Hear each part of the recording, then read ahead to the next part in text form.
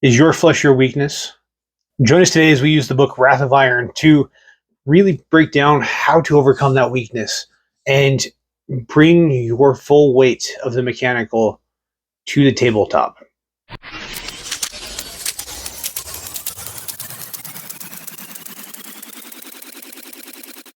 So before we get started talking about the army, let's talk about the book Wrath of Iron. It was a really, really interesting one for me to really get to know the modern Iron Hands. You see them quite frequently throughout the Horus Heresy, but kind of like the Space Wolves, the Heresy version and the modern version are wildly different. There are some inklings of what they'll become in the Heresy, but we get to see that in full force 10,000 years later during Wrath of Iron. It's a really, really fascinating story to really see how they just don't care about the flesh very much. Despite all of the flaws and drives of the Imperial soldiers, they are just fodder to the Iron Hands, and it's really, really intriguing as to how little they care to even explain the situation, including a large contingent of the Mechanicum, and that includes Knights and Titans. It's a really, really fascinating thing to watch and see where they have changed and where they've lost a lot of the traits that were actually somewhat important to their father. But in this book, you get to see that cold, hard, calculating thought process of Captain Wrath and how he just doesn't care. He's there to get the mission done, and that's it. There's no ifs, ands, or buts. There's no in-betweens. He's there to do what he needs to do, and that's how it's going to go. So getting to see this and represent this on tabletop is something that I think should be actually fun. I don't think I'll ever actually build this list myself. I'm not a huge fan of them, especially in 40k. It's a weird one. I wanted to like them because for my day job, I'm in IT and cybersecurity. So theoretically, the Iron Hands would be something that should intrigue me, but their approach to humanity and those around them really kind of bugs me, and it isn't something I can really get behind. So I'm going to stick with my Dark Angels and my White Scars. They're probably going to be my Imperial factions, along with the custom chapter that we're starting to build right now. So far, I have the army, and I have them primed. I haven't started painting them yet. I just don't have time with a lot of other things going on. But I will get there eventually, and I'll share it with you guys as soon as we have something in place.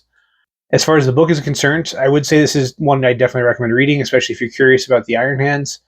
It's really fascinating to see them in 40k, and this is a pretty quick read, so you will enjoy it. Just be aware there will be several kind of shocking or jarring moments with how Wrath just treats people. It's a little disconcerting, to say the least, but it is worth reading. It's something that is very unique to 40k that we don't get to see often. So now that we've talked about the book, let's talk about the actual army build and what that's going to look like and go from there.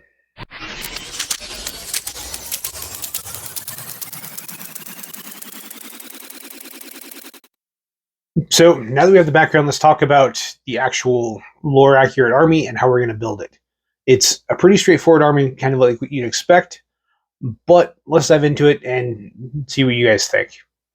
So first off, we have the Captain and Terminator armor. This is going to be Captain Wrath. Unfortunately, there's not a Wrath model. That's kind of surprised me. Given a lot of the books we've read, a lot of them have an actual character that's playable on tabletop. In this case, we don't. So that's going to be our warlord, and that is Captain Wrath.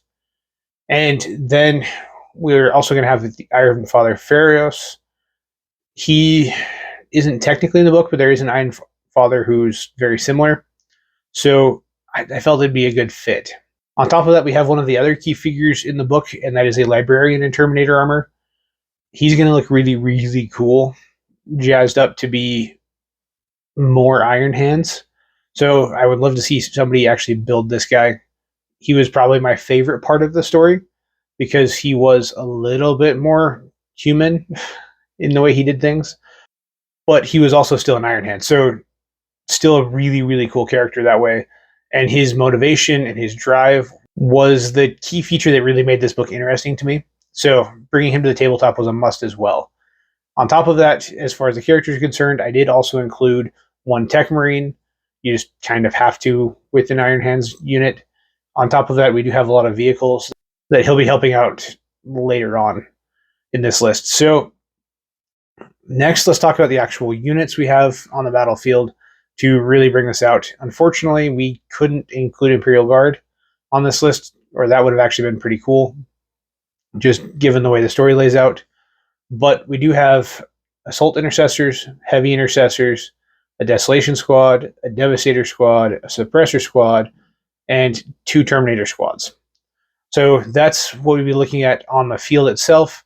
Every single one of those units is at least minorly reflected in the story.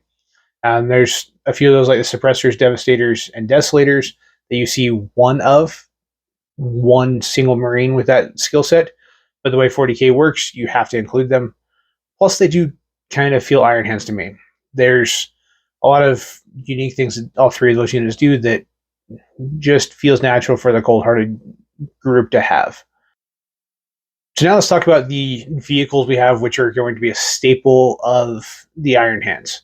First off, to bring a tank in there, we have a Gladiator Lancer. This one is not specifically mentioned in the story, but there's similar tanks in the story, just because the Gladiators are all hovercraft, and we don't really see the hovercraft in the stories very much, especially ones that were written before the more Primaris era of the story to really bring them out. But there are Iron Hands tanks, so I included them there. I also included a Land Raider Crusader. This one is actually mentioned in the story, just briefly. It's one that Wrath uses to transport himself and his squad around. Next, we have a Redemptor Dreadnought. Now, I could have gone with pretty much any Dreadnought. In the story, it just mentions that there are Dreadnoughts. So I went with Redemptor just because they're typically the easiest to source and the cheapest. The Ballistus might have been a good option here as well, but I wanted a little bit more hands-on approach to give you at least some kind of melee from the Dreadnought. And then I do have 2 Impulsors. Your Iron Hands are going to be a little bit slow and clunky, so fielding a couple Impulsors helps you get them around a little bit better, so you can have a little bit better board control, especially with the Terminator squads. Now, that's all of the units. The one big thing that you'll have in addition is a lot of Iron Hand accessory sprues. Because you're going to have to do a lot of adapting of the Iron Hands, you're going to need a lot of those sprues to really make sure you can do leg swaps and arm swaps and weapon swaps and things like that to make it actually feel Iron Hands.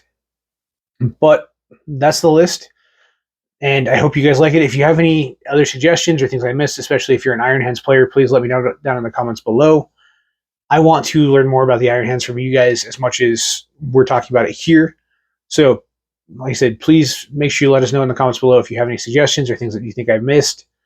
There's a lot of variations of this army that could be used. The Iron Hands are pretty free and liberal with what they use in their armies. So nothing is really out of bounds as far as the Space Marines are concerned. But this is what I actually saw in the book. So I included them. And like I said, there was a few minor tweaks like the Gladiator Lancer and the Impulsors. The Impulsors were rhinos in the book. But because Primaris Marines don't fit in rhinos, we had to go with Impulsors. So now that we've covered the actual list, let's talk about how much this is going to cost to field. Because this isn't the cheapest army we've had, but it's also not the most expensive.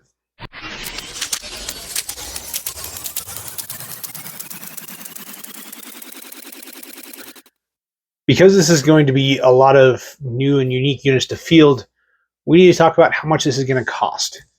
It's a very unique army, so if you're getting started, this may be a good place to start. But you're not likely to have a ton of these units just kicking around if you're a Space Marines collector. And that's okay. But for now, let's talk about the cost to field this army and where to get started with it. So, as you may know, if you've been watching some of these videos, I take 3 approaches to the cost. First off, I do use only box-specific stuff. There are combo boxes, combat patrols, things like that that will save you money here. I did not include those because those change fairly frequently, and I wanted this video to stay as close to accurate as possible when it comes to cost. So each of the units in this calculation is calculated individually as if you're purchasing them one box at a time. If you have good combo box suggestions, please let everyone know in the comments below. I do appreciate that, and I enjoy seeing it as well. But for now, that's how we're going to do it. So the first number we're going to talk about is retail cost. This is taken off of Warhammer.com specifically because they don't really discount there. And you're seeing things at full price. I don't recommend going this route unless there's an online-only version that you can only get from Warhammer.com. This is going to be pretty rare on this list unless you move on to a different part of the list that we call the fluffy list. But do as you'd like. This just gives you a good benchmark number for how much this is all going to cost across the board. Please note in the description below, there's a link to the actual list spreadsheet that I have where you guys can see exactly what costs and what models we used so that you guys can fully understand how you want to build this list. Now, the retail cost on this is going to be $1,277.50. So this, like I said, isn't the most expensive we've done, but it's also not the cheapest. It's probably about the middle of the pack on expense, but it does look really cool once it's done. So I can kind of justify it, especially since you're spending about $200 on the actual retail cost of just the Iron Hand sprues. It's going to be pretty expensive and drive up the cost quite a bit. Now, there are alternatives to this, and I absolutely recommend going that way. I always suggest Wargame Portal and Amazon as the easiest ways to find stuff. Your local LGS will also be a major asset in getting things for less. A lot of times they may also have a secondhand or used market.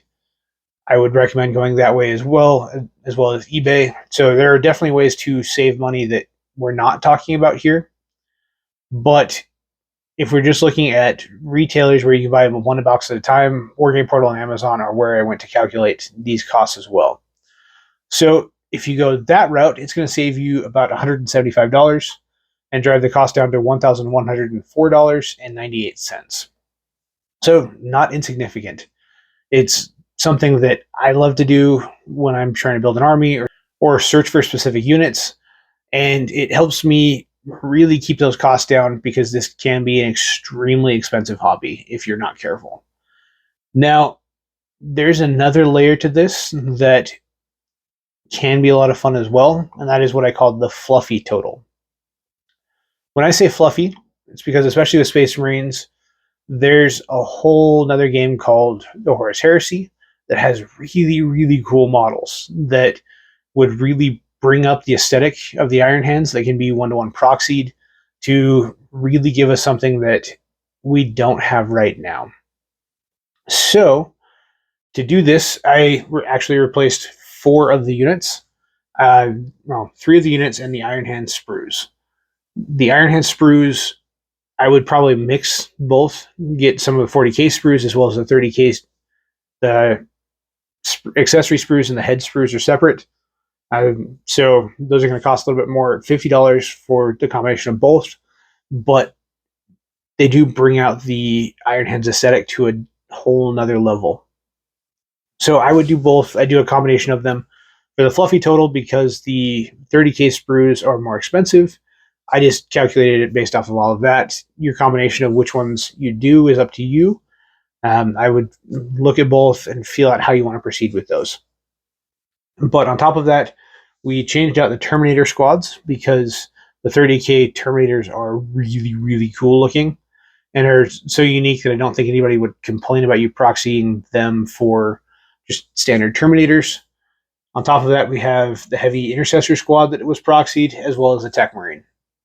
So by proxying them with 30k characters, you're going to get a much better feel. But because 30k characters are more expensive, it's going to drive up the cost. And a lot of those are online only that you can only get from Warhammer.com, which doesn't help the issue either. So that end total is going to be $1,408.03. So considerably more expensive than even just going retail on those. but I believe if you're willing to spend the money, it is worth it. You're going to get a lot of really, really cool units to blend into your army and really drive up that Iron Hands aesthetic that you won't get otherwise. So next, let's talk about painting and detailing, and then we'll wrap it up with how it would play on the tabletop.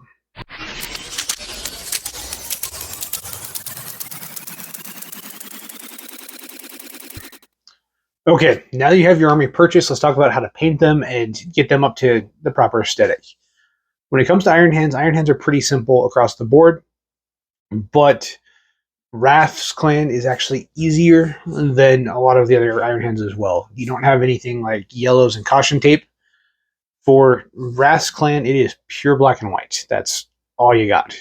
There's not really any metallics except for on their weapons. You do see some silver and some bronze just as slight accents, but you're going to be black armor with white trim and accents. The only time it can get a little bit messy is sometimes they quarter their shields, but it's probably going to be one of your easiest paint jobs when it comes to Space Marines. I'll throw a picture up here, probably right up here, so that you guys can see what we're talking about. And beyond that, there's not a lot to actually talk about when it comes to painting them. I would recommend maybe adding a little bit of red accents to bring out some of the flair, but I think a lot of your aesthetics is going to come from the bits and things like that you use to really drive up that mechanical aesthetic and bring out the really cool feel that you'll see across the board. There's a lot of kit bashing you'll probably do as well with any mechanical bits you have from whatever army you collect, maybe some Necron stuff or some Mechanicum stuff or whatever you have. So that is something I would absolutely recommend doing as well to get the proper feel for how this will work. So now that we've talked about how to paint them and how to present them and build them and purchase them, let's wrap this up with how you're going to play with them on the tabletop and let you guys get back to your games.